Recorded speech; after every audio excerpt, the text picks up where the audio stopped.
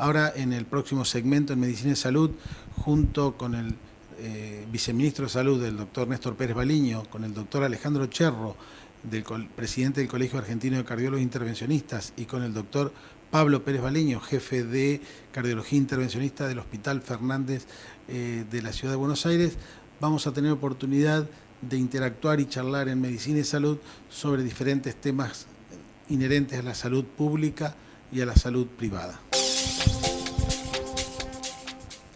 Tenemos la suerte de estar con el viceministro de Salud de la Nación, el doctor Néstor Pérez Baliño, a mi derecha su hijo Pablo Pérez Baliño, y el presidente del Colegio Argentino de Cardioangiólogos Intervencionistas, el doctor Alejandro Cherro.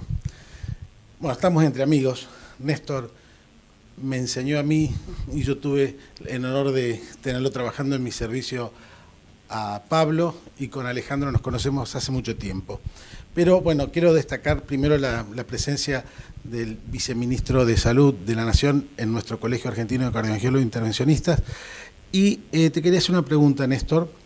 El doctor Regazzoni, en unas jornadas que se hizo recientemente en la Fundación Favaloro, habló de la discriminación que existía dentro de las obras sociales. Dentro del PAMI, ellos habían notado que había un grupo de gente que eran muy bien tratados y un grupo de gente que no tenían un tratamiento adecuado, por mala llegada de la medicina, por una dificultad en la atención por los profesionales que actuaban, por las distancias con centros de alta atención. Yo quiero saber, primero, si estás al tanto del tema, y segundo, si ustedes a nivel nacional, a nivel público, notan también esa diferencia que muchas veces es regional. Sí, yo pude comentar acá en la reunión del CASI, justamente que nosotros para poder llegar, vamos a ver puntualmente para la parte de cardiología, esto es en general, pero en la parte de cardiología, que para poder llegar a una disminución franca de la mortalidad cardiovascular, lo que necesitamos son dos cosas. Uno es el conocimiento y otra es la accesibilidad de los pacientes a ese conocimiento. Y este es un problema que tenemos en Argentina. En Argentina tenemos un sistema muy fragmentado. No es solamente un problema del PAMI, es un problema de todas las coberturas y de la gente que no tiene cobertura también. Porque no es lo mismo, primero, tener una cobertura de una obra social con mucho poder adquisitivo que tener una obra social de bajos recursos. Tampoco es lo mismo vivir en la ciudad de Buenos Aires, en Rosario o en la ciudad de Córdoba o Mendoza, o vivir en una ciudad rural alejada de los centros de desarrollo. Es decir, la accesibilidad a ese sistema, a todo el sistema de conocimiento y a todo el sistema de prácticas no es equitativo. Esta sería la palabra. Esta segmentación provoca inequidad. Por eso el primer plan que lanza el gobierno en salud, de la reforma de salud, tiene que ver con lo que se denomina la cobertura universal de salud. ¿Qué es? Esto es un DNU que hizo el presidente, lo cual le da una fuerza de ley para que toda aquella población, en primer lugar, que no esté cubierta por una obra social o por una prepaga, esté cubierta por el Tesoro Nacional y los tesoros provinciales. Esto es clave como primer paso para darle accesibilidad al sistema. Y lo segundo tiene que ver con el modelo de atención. Hoy el modelo de atención tiene poca prevención y sobre todo los pacientes que no tienen cobertura van directamente al hospital cuando se sienten enfermos. El modelo de atención tiene que ser poner cerca en cada barrio, como ya existe, pero hacerlo funcionar, los centros de salud para que sea la puerta de entrada al sistema, la gente se acostumbre y que ese centro de salud sea el que tenga la capacidad de derivar a los otros niveles de segundo y tercer nivel de atención. Esto es el principio, así en forma muy dibujada, global y didáctica, por lo que estamos trabajando. Las reformas de salud tardan tiempo. Tienen que ser todas políticas de Estado. Trascienden una gestión, pero la cuestión es encontrar el camino con esa política de Estado para que una gestión y la otra sigan por el mismo camino. La atención mixta, o sea, en un hospital público como estás vos, el Hospital Fernández, doctor Pérez Baliño, es bien clara, o sea, ustedes pueden hacer una atención a pacientes, a todos los pacientes que ingresan y después discriminan si es de sector público o de sector privado con la misma atención. Así es, los pacientes que ingresan al hospital, independientemente de si tengan cobertura o no, el tipo de atención es la misma con los recursos propios del hospital. Después, si el paciente tiene cobertura, el hospital se encargará de facturarlo a su cobertura y si no la tiene, se hará cargo con el presupuesto propio del hospital de esa atención. Lo que pasa que, como bien decíamos de la inequidad, nosotros el Hospital Fernández es uno de los hospitales públicos de mayor complejidad del país y la realidad es que en el Hospital Fernández el paciente que tiene acceso a la atención ahí, tanto como en el Argerich, en el Santoyani o en el Posadas, acceden a un primer nivel de atención, es decir, no hay diferencia con otros centros privados o incluso es mejor que algunos otros centros privados, pero la distribución en el país de este tipo de hospitales es más escasa.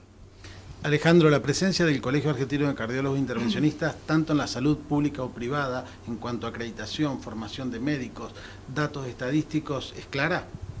Sí, eso es muy clara, gracias a Dios, desde hace muchos años el colegio participa en la formación de los cardiólogos intervencionistas.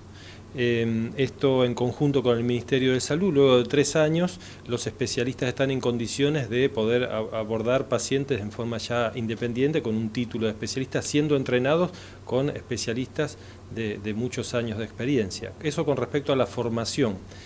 Con respecto a la acreditación de salas, nosotros estamos trabajando, convocados con el Ministerio de Salud, a quien realmente agradecemos muchísimo, en la actualización de las normativas que rigen nuestra especialidad para poder cada vez más ser más precisos, para ser más exactos en el control de las nuevas tecnologías, de los nuevos equipos de rayos que tenemos en cada uno de los servicios y asegurar, por un lado, la calidad de imagen y por otro lado la bioseguridad del procedimiento, teniendo en cuenta que son equipos con los cuales nos manejamos con rayos X. Eso le da seguridad a toda la población a que está tratada en distintos lugares del país con una tecnología homogénea, si bien hay centros de mayor calidad tecnológica, pero eso es así. Eso ayuda al Ministerio de Salud de la Nación que las sociedades científicas tengan algún criterio de registro o de certificación de sus actos médicos? Es imprescindible. Nosotros creemos que el Ministerio, y lo primero que estamos trabajando es abrir las puertas del Ministerio para que la autoridad sanitaria tenga un contacto permanente con las sociedades científicas, con las sociedades de especialistas, que son quienes van marcando digamos, las bases de cómo se hace una buena práctica. Entonces nosotros, a través de ahora la creación del Instituto Nacional de Cardiología, vamos a través de ello a convocar como asesoras permanentes a las sociedades científicas para que vayan delineando lo que es la rectoría de cómo hacer los procedimientos, los medicamentos, los protocolos, y promocionar la investigación en el tema de salud cardiovascular. Pablo, tu padre, el viceministro de Salud de la Nación, habló sobre proyectos sobre infarto agudo y yo sé que fue siempre un esmero tuyo y sobre todo del Hospital Fernández, del Hospital Argerich, llegar rápidamente al infarto agudo. Estamos en un año donde la cardiología, para la cardiología es muy importante, estamos con un programa 25-25, llegar al año 2025 con una salud cardiovascular mejor. ¿Cómo están preparados los hospitales públicos para tratar el infarto agudo de miocardio? Mira, particularmente en este tema, los hospitales públicos de la Ciudad de Buenos Aires hace varios años que están trabajando en esta línea. Ahora incluso desde el año pasado con la firma del convenio con Stanford Life hay quizás cierta coordinación, pero nosotros veníamos trabajando previamente a esto en coordinar los tiempos de derivación de los hospitales que no tienen servicio de hemodinamia hacia los hospitales que tienen hemodinamia. Hemos logrado un importante avance en conjunto con el SAME, que nos acompaña también en esta propuesta de mejorar los tiempos, y la Ciudad de Buenos Aires tiene una característica que al tener 13 hospitales generales, de los cuales 4 tienen hemodinamia de urgencia, podemos trabajar como una red, como es el modelo que inicialmente se hizo en Dinamarca con el estudio de ANAMI, donde los centros de menor complejidad derivaban en forma rápida a los de mayor complejidad. Obviamente hay ciertas incorporaciones tecnológicas que faltan para mejorar esto, como la telemetría, es decir, poder detectar el electro del infarto en el domicilio del paciente y poder transmitirlo a un centro de lectura centralizada para que los pacientes fueran directo a los hospitales que tienen hemodinamia. Eso todavía no lo tenemos, pero sí tenemos muy activado en conjunto con el SAME la red de traslado rápido de los pacientes. Antes se demoraban por ahí 3 o 4 horas un paciente en trasladarse de un centro al centro que tiene hemodinamia, y hoy esa demora se disminuyó en menos, estamos por debajo de las 2 horas, lo cual en el infarto el tiempo es músculo del corazón perdido y en este tiempo que ganamos corazón, digamos. Alejandro, el cardiólogo intervencionista es consciente desde su inicio de la formación. Sí, el cardiólogo intervencionista, primero tenemos que saber que es cardiólogo clínico. Para poder hacer intervencionismo tiene que ser cardiólogo clínico primero.